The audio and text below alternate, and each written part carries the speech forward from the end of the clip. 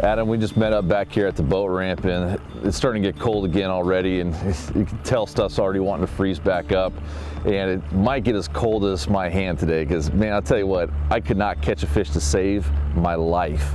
Now, fortunately, the guys in the boat that I had, Ryan, he got two. We got one on a plug in the first couple minutes. I thought that was going to be it. Like, shoot, 5 minutes in, we already got one. Right. We're going to whack them and stack them today. That didn't happen.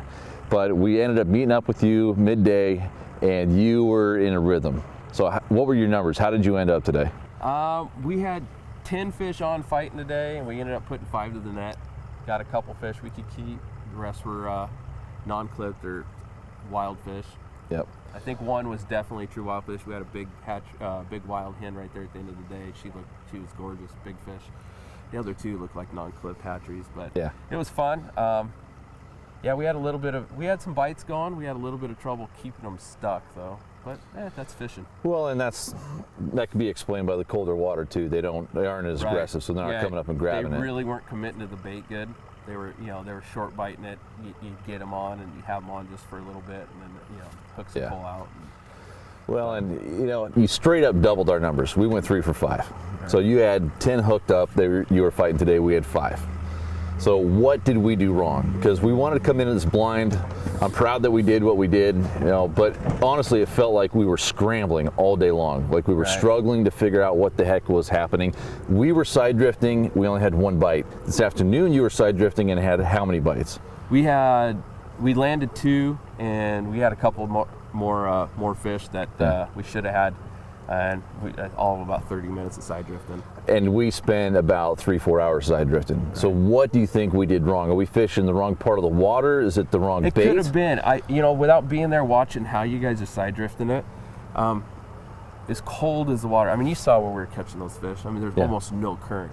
So even when you're side drifting it, try to get in a run, try to drift it through the deadest part of the run. Yeah, and that's, I think, what you almost have to drag it through sometimes because there's just not enough current to carry your bait down. You just got to slowly just kind of drag it through, and the bites are real soft. And what part of the hole we were fishing can be completely attributed to the fact that we're used to targeting moving fish. Right. Our fish in our systems, they're sitting in a hole for maybe just a couple hours, let alone days or months like your fish are. So your fish are actually staging up and holding. Right now, yeah. And they're going to be in a holding pattern for the next probably 6 weeks, a month to 6 weeks, where they'll just be sitting in these holes, and they'll move around a little bit, but totally different from like a month ago. A month ago, you could watch the fish moving upriver. You'd see them coming up in waves, and you'd be like, all right, guys, here's some fish. You can see them rolling downriver and working their way up, and you'd catch some, and then that group would move by, and then you'd see a next group coming through, and you catch some more.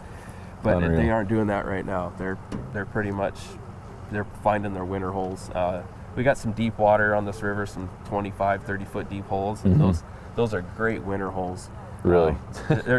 I got one hole down here that I really like in the winter that, I've watched over 100 fish come out of it in 2 hours one day in the middle of winter. Man. And it was, they'll just pile into these holes. And but there's a lot of desert in between them. A lot of desert in between. Anytime we try and build a pattern, there's 3 steps. First is location, and that could be what river you're fishing to even down to what hole, and then even what part of the hole, like what you just mentioned. Then it's their presentation. Do they want back troll plugs? Do they want a jig? Do they want side drift? And then at that point, it's color, scent, and just fine tuning your pattern. Right. So first, location. Obviously, we're here on the Clearwater. The section of river, I think we made the right choice by coming up here. There were still several boats downstream, but the water had just come up. It was on the drop when the water's high, fish high, so that's why we decided to come up here. And it seemed like the best bite, not only for you, but for us, was all the way up top. Right. The closest we could get to the hatchery. So those fish really didn't move up with the high water. So we got that location right, but I think the location in the hole is where we completely missed the boat today. Yeah.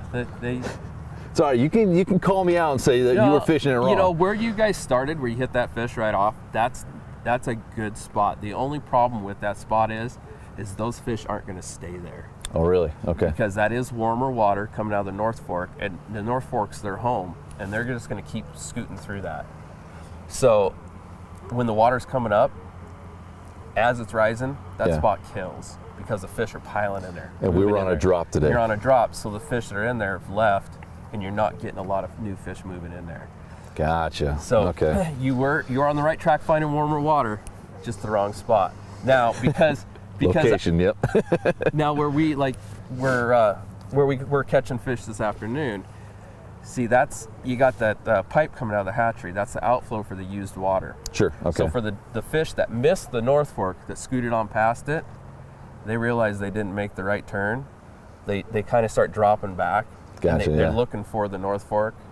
And they pull up to that pipe, and they think they're there, and you'll see them sometimes trying to jump up in it. And they finally realize, I'm not getting up that, I got to find a different way.